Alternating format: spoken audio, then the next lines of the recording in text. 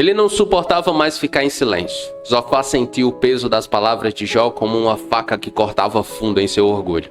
A raiva queimava dentro dele. Por que ele não entende? Pensava. Com a voz tremendo de indignação, ele finalmente rompeu o silêncio. Você acha que é inocente? Acredita que Deus não vê suas falhas?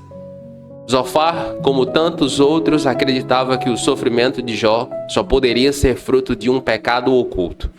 Ele via o orgulho de Jó, sua convicção de inocência, e julgava que isso o levaria à destruição.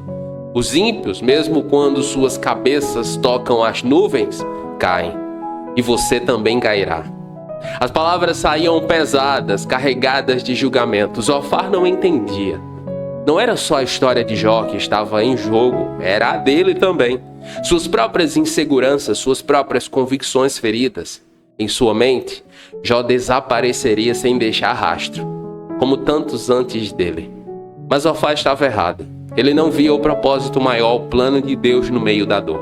Mas antes de continuar, não esqueça de deixar o like, se inscrever no canal e ativar todas as notificações para não perder nenhuma das nossas mensagens. E fique comigo até o final porque há uma palavra de Deus para você. Então Zofar de Naamate respondeu: agitam-se os meus pensamentos e levam-me a responder, porque estou profundamente perturbado. Ouvi uma repreensão que me desonra e o meu entendimento faz-me contestar. As respostas de Jó feriram o ego de Zofar. E ego ferido, em muitos casos, cega a percepção da verdade. O nosso ego caído, na maioria das vezes, quer ter razão. Nós não gostamos, não queremos ser contrariados. E ao ser contrariado, o ego de Zofar ficou indignado. Durante a Primeira Guerra Mundial, Hitler se ressentiu profundamente da derrota alemã e do Tratado de Versalhes, que considerava uma humilhação pessoal e nacional. Movido por vingança e orgulho nacionalista, Hitler ascendeu ao poder, iniciando a Segunda Guerra Mundial e fazendo todas as atrocidades no Holocausto, que resultou em milhões de mortes e devastação. Por que é que eu estou citando esse exemplo? Porque o ego caído torna o problema pessoal, mesmo quando ele não é. A queixa de Jó não era com seus amigos. Jó não estava buscando neles respostas. Jó queria entender o que é que estava acontecendo, por que Deus havia feito isso com ele. Mas os amigos de Jó, querendo defender a Deus ou colocar-se no lugar dele, ficaram indignados com o posicionamento do amigo. Há muitos cristãos que são assim. Eles levam para o lado pessoal a atitude ou a forma como outras pessoas vivem. Eu fico vendo muitas vezes, como aqui mesmo no YouTube, outros teólogos ou pregadores tratam pessoas que se distanciam de Jesus e vão viver no mundo. Eles ficam indignados, eles ficam mais irados na minha percepção do que Deus. Eles levam para o pessoal. Meu irmão, minha irmã, deixe cada um viver a sua vida, pregue o evangelho. Não compete a mim ou a você querer regrar ou determinar o que cada pessoa vai fazer da sua vida. Nem o próprio Deus faz isso. Nós vamos anunciar o evangelho, mas não vamos permitir que o nosso ego, quando contrariado, leve as coisas para o pessoal. E nesse sentido, em Provérbios 29 e 23 está escrito o seguinte: o orgulho do homem o humilha, mas o de espírito humilde obtém honra. O desejo de Deus é que nós sejamos mansos e humildes como Ele. O Senhor Jesus é manso e humilde. E mansidão aqui tem a ver exatamente com essa postura de misericórdia, de calma, de tranquilidade. Isso é o que Ele espera de mim e de você. Você sabe muito bem que desde a antiguidade, desde que o homem foi posto na terra, o riso dos ímpios é breve, e a alegria dos ímpios dura só um instante. Embora seu orgulho chegue até os céus e sua cabeça toque as nuvens. Zofar, em seu discurso, questiona a convicção de Jó. Para ele, o sofrimento de Jó só poderia ser explicado como resultado de pecados ocultos, e sua resistência em admitir isso parecia arrogância. Zofar acredita firmemente que Jó está enganado ao se considerar inocente, insiste que a prosperidade dos ímpios é sempre passageira. Ele vê a convicção de Jó como uma barreira para sua restauração, acreditando que Deus o puniria por causa de seu orgulho. Quando as nossas convicções forem testadas, nós devemos buscar sabedoria e humildade. Essa coisa que muitas vezes nós cristãos temos de querer ter a razão todas as vezes, em todos os debates, em todas as discussões, em muitos momentos a mim parece arrogância. A palavra do Senhor Deus é a nossa bússola e é o nosso manual para a regra de fé e prática. Mas a nossa postura na sociedade, na forma como nos colocamos, como respondemos aos questionamentos dela, faz total diferença. Observe o Senhor Jesus, por exemplo. Como o Senhor Jesus conversava com pecadores, com pessoas que queriam conhecer a Deus. Observe a atitude de Jesus com Zaqueu, um publicano escorraçado pela sociedade judaica dos seus dias. Jesus vai até a casa dele. E sem dizer-lhe uma palavra, Jesus conquista seu coração. Zaqueu, ele arrepende-se, restitui o que havia roubado. Entendeu o que significa pecado e arrependimento.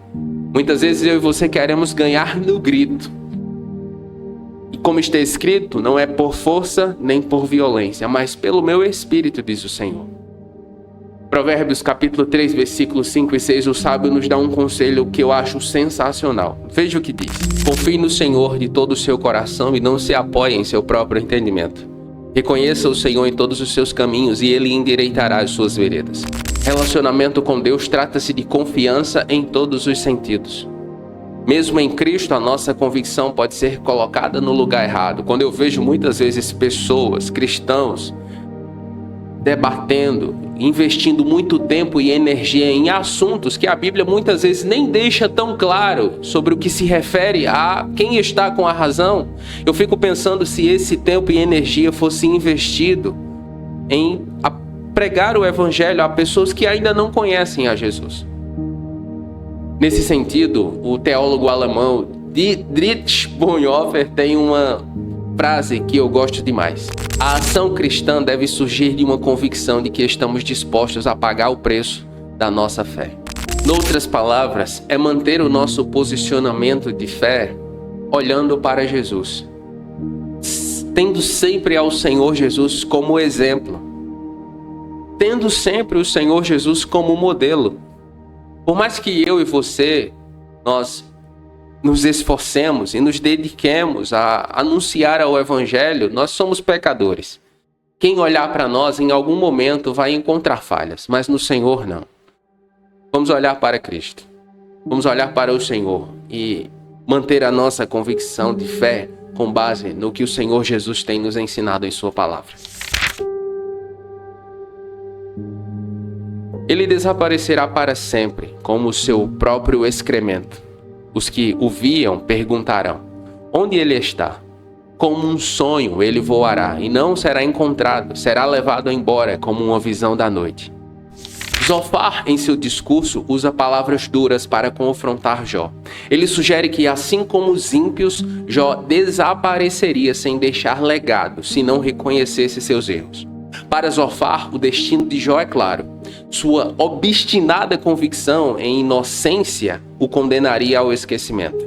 Zofar acredita que a história mostra que o orgulho dos ímpios não dura, e aqueles que recusam o arrependimento rapidamente caem no esquecimento. A atitude de Zofar me faz pensar na seguinte questão: o que você faz ou como se sente quando pessoas querem diminuir seu valor, tirar proveito de você, querem fazer você de besta, como se diz aqui no Nordeste? Qual é a sua reação? Explosão, reação, pagar com a mesma moeda? Eu sei, é muito difícil, é muito desafiador. Mas veja a atitude de Jó. Ou olhe para o Senhor Jesus. Embora eles não revidem com agressividade, eles não acolhem as palavras de maldição. Percebe? Jó, ele não é agressivo com seus amigos, ele não paga com a mesma moeda. Nos capítulos anteriores, ele diz: se vocês estivessem no mesmo lugar, eu procuraria consolá-los com as minhas palavras. Jesus, da mesma forma, embora ele não revide com agressividade ou na mesma moeda, mas Jesus não aceita o que seus adversários ou o próprio diabo diga sobre sua identidade, sobre quem ele é. Os amigos de Jó queriam que ele assumisse uma culpa que ele não tinha, e ele não abre mão da sua convicção de inocência. Jesus não abria mão da sua identificação como filho de Deus. O diabo chega a questionar: se tu és o filho de Deus, faz isso ou aquilo. Na vida, eu e você teremos que travar muitas batalhas espirituais. Muitas. E nós precisamos de discernimento. Nós precisamos de um caráter transformado. Eu não gosto de uma versão Disney World da igreja. Uma versão de igreja em que nós só vamos para nos entreter e divertir. A igreja é a coluna da verdade. E na igreja, eu e você devemos ser confrontados pelo Evangelho de Jesus, porque é Ele quem santifica a nossa alma. Esse deve ser o nosso foco enquanto igreja. E enquanto cristãos, eu e você devemos investir tempo em conhecer Sua palavra e praticá-la. Por quê? Porque, meu irmão, minha irmã, o diabo não está para brincadeira. O diabo não está para brincadeira. Você já leu o livro de C.S. Lewis, Cartas de um Diabo ao Seu Aprendiz? Você vai ver. Você vai ter uma ideia, um vislumbre do que acontece no mundo espiritual. Eu já comentei esse livro aqui, inclusive ele está disponível para os membros do canal. É muito profundo. Então não baixe a guarda, porque o diabo, o seu adversário e meu, está ao redor, procurando oportunidades para devorar as nossas almas e vidas. Mas em Cristo, nós somos mais que vencedores. Vamos orar? Pai Santo, nos aproximamos do Senhor com humildade, reconhecendo que muitas vezes, como Zofar, somos rápidos em julgar e lentos em compreender seus caminhos. Perdoa-nos por quando deixamos nosso orgulho falar mais alto do que a compaixão e a sabedoria. Que nossos corações sejam moldados pela Tua palavra e não pelas convicções erradas que nos cegam para o Teu propósito. Ajuda-nos a lembrar que o orgulho pode nos afastar da Tua vontade e que a verdadeira sabedoria vem da humildade diante do Senhor. Queremos aprender a ouvir Tua voz com mansidão e reconhecer nossos erros quando necessário, confiando que o Senhor é justo e misericordioso. Que nossas vidas sejam vividas com propósito e humildade, e que jamais sejamos levados pela vaidade ou pelo ego ferido. Guia-nos pelo Teu caminho eterno e que a Tua vontade prevaleça em todas as circunstâncias. Nós oramos assim crendo em nome de Jesus. Amém.